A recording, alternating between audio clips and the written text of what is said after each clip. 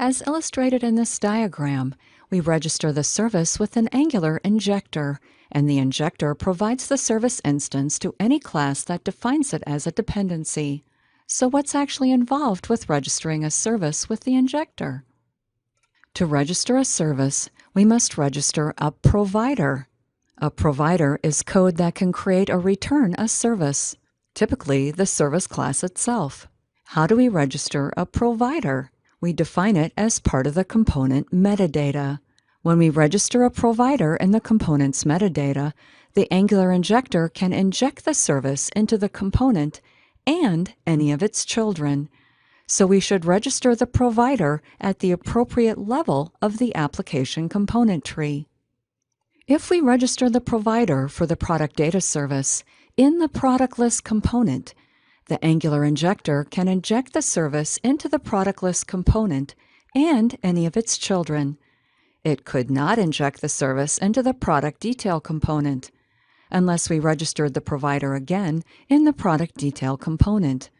Note that if we did register the provider for the service twice, we would no longer have a singleton. The Angular injector would manage two instances of the service, one for the product list component and its children, another for the product detail component and its children. If instead we register the provider in the root app component, the Angular injector can inject the service into any component of the application. Since we know the product detail component will also need the product data service, let's register it at the root. Here is the app component we built early on in this course. To register a provider that creates our service, we add the provider's property to the component decorator. The provider's property is an array, so we could register multiple providers. To register a provider for our product service, we specify product service here and import it here. Let's do that now.